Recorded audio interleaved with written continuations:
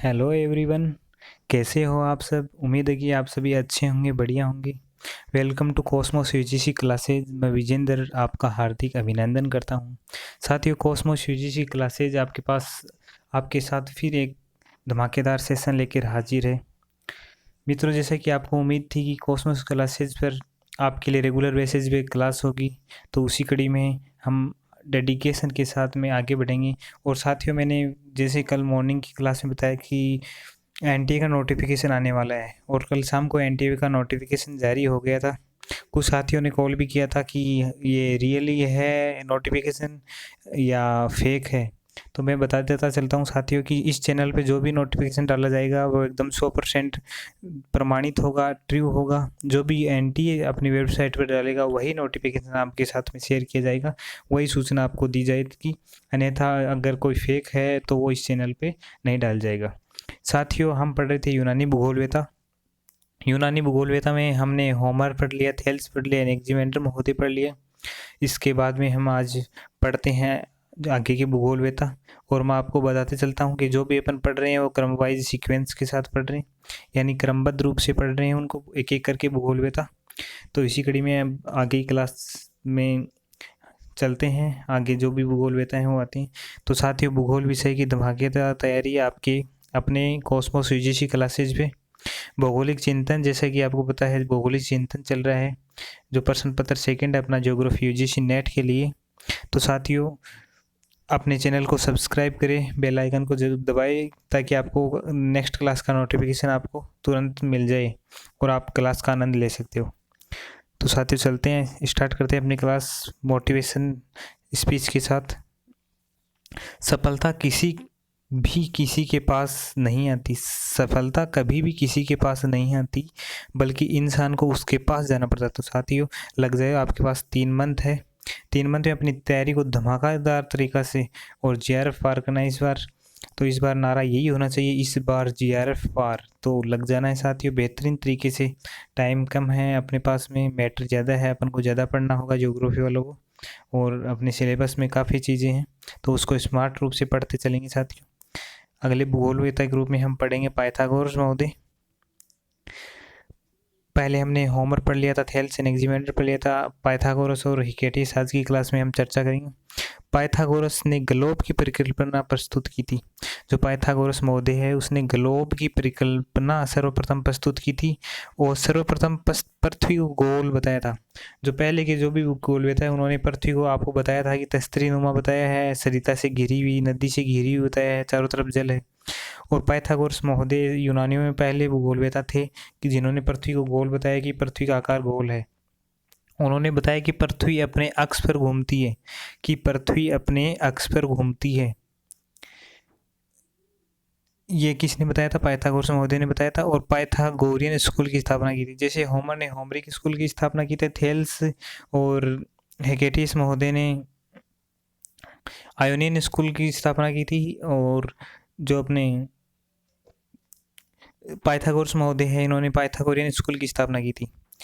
तो साथियों, इसमें इतना ही है कि ग्लोब की परिकल्पना प्रस्तुत की, और सर्वप्रथम पृथ्वी को गोल बताया, और पृथ्वी अपने अक्ष पर घूमती है, और पाइथागोरस स्कूल की स्थापना। ये इतना इंपॉर्टेंट नहीं रखता, एग्जाम में बहुत कम बार पूछा जाता है, और इसकी जानकारी भी कम ही है, इसका जो भी योगदान है वो कम है पाइथागोरस महोदय का।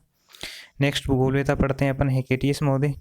हेकेटियस मिलेटस नगर का निवासी था। जैसे आपको बताया था थेल्स और एनेक्जिमेंडर मिलेटस नगर के थे, वैसे ही हेकेटियस महोदय भी मिलेटस नगर का निवासी था, और आयोनियन स्कूल से संबंधित था। जैसे थेल्स महोदय आयोनियन स्कूल से संबंधित थे, वैसे ही हेकेटियस महोदय भी आयोनियन स्कूल से संबंध रखते थे। इनकी ग्रंथ है जेस पीरियड्स। ये बहुत इंपॉर्टेंट है, वेरी वेरी इंपॉर्टेंट साथियों, इसको नोट कर लेना। एग्जाम में बहुत बार पूछा गया सीधा ही कि जेस पीरियड्स, मिलान करने वाले क्वेश्चन आते हैं, जेस पीरियड्स किस भूगोलवेता के ग्रंथ है। तो आपको पता है जेस पीरियड्स है हेकेटियस महोदय का।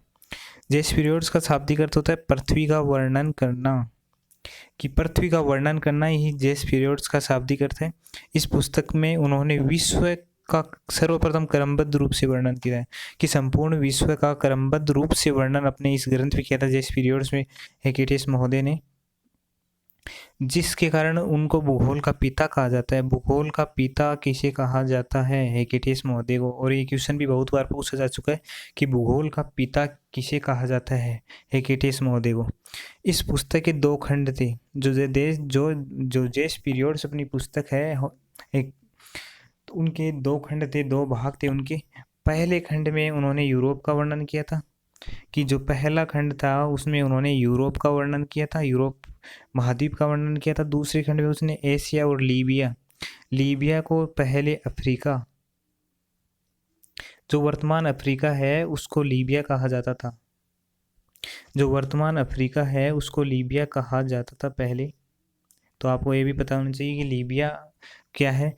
तो उन्होंने पहले खंड में तो यूरोप का और दूसरे खंड में एशिया और लीबिया का वर्णन किया था। लीबिया में उन्होंने मिस्र की नील घाटी का दौरा किया था। नील नदी घाटी है जो मिस्र की, अफ्रीका की जो नील नदी घाटी है उसका दौरा किया था, और इस ग्रंथ में उन्होंने वर्णन किया है उसका।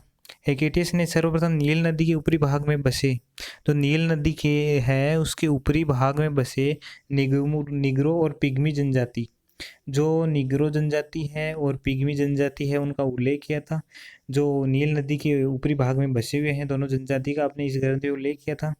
और हेकेटियस महोदय ने 2 मानचित्र बनाए थे। 2 मानचित्र भी बनाए थे हेकेटियस महोदय ने, एक तो मिलेटस जहाँ का वो निवासी था, जहाँ वो रहता था, और एक संपूर्ण विश्व, 2 मानचित्र बनाए थे। उनकी दूसरी जो पुस्तक है, दूसरा ग्रंथ है जेनेलोजिन्स है, और इसका शाब्दिक अर्थ क्या होता है? वंशावलियों का वर्णन। जो हेकेटियस महोदय का दूसरा ग्रंथ है वो जेनेलोजिन्स है, और इसका शाब्दिक अर्थ होता है वंशावलियों का वर्णन। इस ग्रंथ में यूनानियों की शौर्य गाथाओं का वर्णन किया है। जो यूनानी भूगोलवेता है उनकी शौर्य गाथाओं की, उन्होंने क्या क्या भूगोल में योगदान किया था, जो जो भी महापुरुष है उनका वर्णन इस ग्रंथ में किया गया। सबसे इम्पोर्टेंट तो वह है जेस पीरियड्स अपना ग्रंथ है, एग्जाम में उसको लेकर काफ़ी क्वेश्चन आते हैं। फिर एक तटीय सर्वेक्षण नाम से भी उन्होंने लिखा था, ये इतना इम्पोर्टेंट नहीं है। सबसे इम्पोर्टेंट अपना जो जेस पीरियड्स है इसको ध्यान में रखना है। इसे बहुत बार क्वेश्चन पूछे जाते हैं, और पूछे भी जा चुके हैं एग्जाम में बहुत सारे क्वेश्चंस। आइए चलते हैं आगे कि इनका क्या क्या योगदान है। जो तटीय सर्वेक्षण है इसमें उन्होंने भूमध्य सागर, उसके द्वीप एवं समीपवर्ती देशों का विवरण दिए हैं।